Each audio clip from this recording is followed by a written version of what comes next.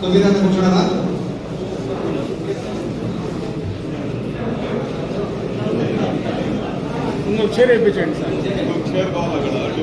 వినాయక చవితి వస్తానే ఏదో ఒకటి అదుల మీద కూర్చొని మాట్లాడేసి రెచ్చగొట్టే దూరంతో కార్యక్రమాలు చేస్తా ఉంటే దాన్ని ఫుల్ స్టాప్ పెట్టాలని ఇందాక సోదరుడు చెప్పినాడు.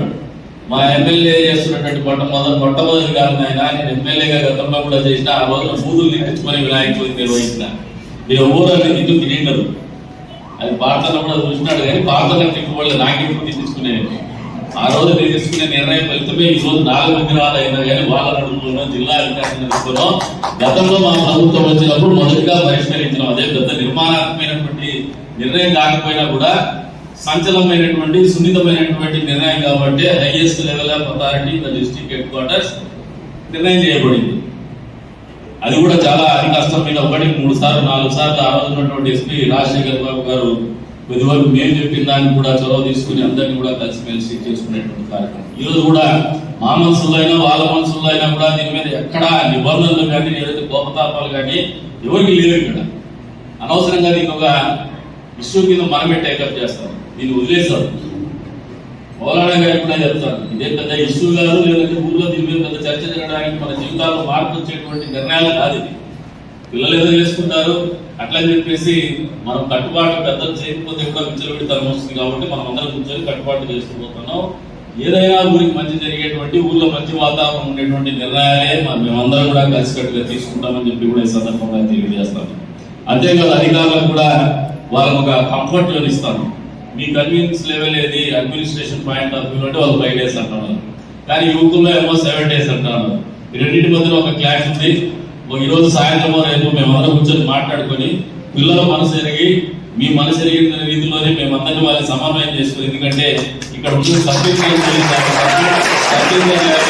ఆఫీసర్స్ ఉన్నారు కానీ పాపం వాళ్ళకు కూడా కొన్ని బ్యారియర్స్ ఉంటాయి. కొద్ది వరకే వాళ్ళ ఆలోచన విధానం ఉంటుంది. ఎందుకంటే డిస్ట్రిక్ట్ అడ్మినిస్ట్రేషన్ ఖచ్చితంగా ఎస్పీ గారితో కలెక్టర్ గారితో మాట్లాడే మీ అందరి ఆలోచనల మేరకు నిర్ణయాలు ఉంటాయి, మిమ్మల్ని అందరినీ సంతోషపెట్టి నిర్ణయాలు ఉంటాయని చెప్పేసి కూడా ఈ సందర్భంగా తెలియజేస్తారు.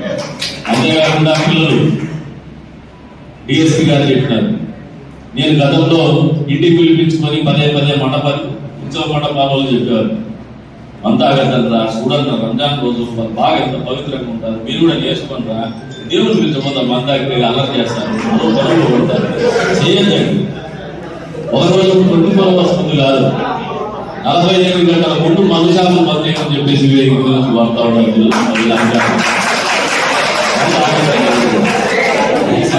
చేసుకునే పండుగ కానీ అల్లరి చేసే పండుగ కదా. అల్లరి అనేది సంతోషంలో భాగంగా అల్లరి ఉండాలి కానీ కేవలం అల్లరే మనము ప్రాధాన్యత తీసుకుని చేసేటువంటి పండుగ కాదని యువకులు ప్రత్యేకించి నేర్చుకోవాలి. ఎందుకంటే మీరు ఉండేటువంటి ఉత్సాహం అనేది ఆ రోజు మీకు ఉండే సంతోషంలో భాగంగా అల్లరి ఉండాలి కానీ కేవలం అల్లరే మనము ప్రాధాన్యత తీసుకుని చేసేటువంటి పండుగ కాదని యువకులు ప్రత్యేకించి నేర్చుకోవాలి. ఎందుకంటే మీరు ఉండేటువంటి ఉత్సాహం అనేది ఆ రోజు మీకు ఉండే సంతోషాన్ని, మీకున్నటువంటి ఎనర్జీ లెవెల్స్ ని డెమాన్స్ట్రేట్ చేసేటువంటి వేదిక అయింది. కాబట్టి మీరు ఆ స్థాయిలో అల్లరి చేయాలనుకుంటారు, అది తప్పు కాదు. ఆ వయసులో అది ఉంటుంది.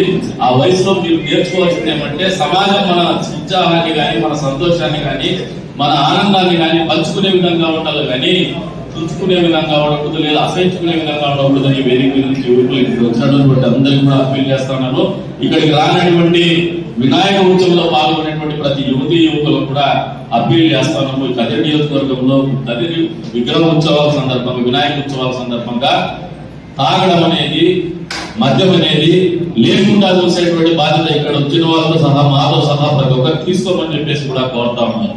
అది మనందరినీ కూడా సమాజానికి దూరంగా నెట్టేస్తుంది. ఆ ఇంటాక్సికేషన్ లో మనం చేసే చిన్న విమర్శలు కావచ్చు, చిన్న తప్పిదాలు కావచ్చు, మన సమాజానికి పెనుముప్పుగా ఉండేటువంటి పరిస్థితులకి పోయే ప్రమాదం ఉంది. కాబట్టి మిమ్మల్ని అందరినీ కూడా బహిరంగంగా మద్యం సేవించి అల్లరి చేయడం కానీ ఉత్సవాల్లో పాల్గొనడం కానీ నిషేధించమని చెప్పేసి కూడా పోలీసు వారికి చెప్తూ ఉన్నాను. గట్టిగా టఫ్ గానే యాక్ట్ అయ్యింది. మద్యం ఎవరైనా కూడా ఉంటే, లేదంటే 48 hours బిఫోర్ మీరు షాప్ ఎవరైనా తీసినా మద్యం అమ్మినా కూడా కన్సూమ్ చేసినా కూడా కొద్దిగా మళ్ళీ డీటెయిన్ చేయండి. ఎవరైనా మద్యం బాబు సాయంత్రాలు చూసినా కూడా 48 hours బిఫోర్ నుంచే స్టేషన్ లో కూర్చోబెట్టుకోండి. కొంచెం భయం వస్తుంది, ఆ రోజు రోజున ఇబ్బందికరంగా ఉండదు. మరి ఈ రోజున మీకు అందరికి కూడా ఒకటే చెప్తాను, నువ్వు వచ్చినటువంటి పెద్దలందరికీ కూడా ఒకటే విన్నవించుకుంటాను. నిజాంబాయి చెప్పినాడు మేమందరం కలిసేది ఎప్పుడు జరుగుతామో మనం అందరం కలిసే చేస్తాం. ఎవరు మనం వేరే వేరే ఏం లేవు. ఇప్పుడు కూడా కొద్ది దూరం మీరు నడుస్తాం, కొద్ది దూరం మేము నడుస్తాం, కొద్ది దూరం పార్టీ ఒక పార్టీ నడుస్తుంది, రెండో కొంచెం దూరం ఇంకో పార్టీ నడుస్తుంది, ఇంకో చోట అందరం కలిసి కూర్చుంటాం. ఎండాదిగా మనకు దాని నుంచి వచ్చే రాజకీయ ప్రయోజనాలు ఏముండవు. కొద్ది మంది ఎవరో గతంలో 4 సంవత్సరాలు 5 సంవత్సరాల క్రింద బడవాల మిర్యాని కొని రాజకీయాలు చేసుకోవడానికి బడవాలు లేకుండా అయింది. కానీ మనందరికీ రాజకీయంగా బడవాలం లేకుండా పోలేదు. ప్రజలకైతే సంతోషాన్ని మిగిల్చినామని చెప్పేసి కూడా ఈ సందర్భంగా తెలియజేస్తున్నాం. కాబట్టి ఆ రకమైన భయాలు ఈ ఊర్లో అవసరం లేదు. ఎందుకంటే ఈ ఊర్లో ఉండేటువంటి అందం ఏమంటే ఏదైనా లిటిగేషన్ చేసుకుంటారేమో కానీ ఎవడు ముంచేసేటువంటి కార్యక్రమం. ఎవరికైనా కష్టం వస్తే మాత్రము అందరూ కూడా రేపు తక్లీఫ్ మేడే లేదా కష్టంలో ఉన్నాడు అనుకునేటువంటి గుణం ఉండేటువంటి నియోజకవర్గం ఏదైనా జిల్లాలో ఉందంటే అది కలిసి చేసుకుంటున్నాం. కాబట్టి ఆ గుణాన్ని మనం మరింత పెంపొందించుకుందాం. మనం అందరం కూడా కలిసిమెలిసి కార్యక్రమాన్ని నిర్వహించుకుందాం. అధికారులకు కూడా చెప్తున్నా, don't confine or conclude by 5 days. మళ్ళీ ఒక డిబేట్ పెట్టుకుందాం. 1-2 days లో జిల్లా అధికారులతో కూడా మాట్లాడదాం, సంప్రదిస్తాం. పిల్లల ఆలోచనకు అనుగుణంగా నిర్ణయాలు తీసుకునేటువంటి ఆలోచనతో ముందుకు పోదామని చెప్పేసి కూడా పిలుపునిస్తూ మరొకసారి ఇచ్చేసి సమయాన్ని ఇచ్చేసి వాళ్ళ సోషల్ రెస్పాన్సిబిలిటీ సామాజిక బాధ్యత కింద